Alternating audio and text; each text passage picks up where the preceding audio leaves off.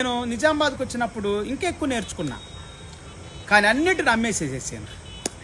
అన్నిటిని అమ్మేసి మీటింగ్లు పెట్టి చేసాను. ఒకదాని తర్వాత అట్లా అమ్మేసేసేవాడిని, సువార్త ప్రకటించేవాడిని. Praise the lord. నేను ఒకసారి ఒక కారు కొందాం అనుకున్నా, మళ్ళీ ప్రేరేపణ వచ్చింది. ప్రార్థిస్తూ ఉండా, అడుగుతూ ఉండా, వెళ్తూ ఉండా, తిరుగుతూ ఉండా. ఎప్పుడు 2098, 2000 కాదు, 2000కు ముందు. కానీ నా ప్రేరేపణ ఏమొచ్చిందంటే, కారు కొంటే ఏం లాభం, నువ్వు బుక్స్ ప్రింట్ చెయ్యి. ఇవి ఎంతోమంది పాటలు పాడుకొని ప్రభువుని ఆరాధిస్తారు, స్తుతిస్తారు, గణపరుస్తారు, ప్రార్థిస్తారు అని చెప్పి దేవుడు నాతో మాట్లాడాడు. ఆ డబ్బులన్నీ తీసుకెళ్ళి బుక్స్ ప్రింట్ చేయించేసాడు, పాటల పుస్తకాలు. అవి ఎంతోమంది ఎన్నో ప్రాంతాలకు వెళ్ళినవి. అది నా లప్పట్లో. ఇలాగా ఎన్నో ధనాన్ని పిల్లారా నేను ప్రార్థన చేసేవాడిని. ప్రభా, మీటింగ్లు పెట్టాలి, సువార్త ప్రకటించాలి, ఓ స్టేజ్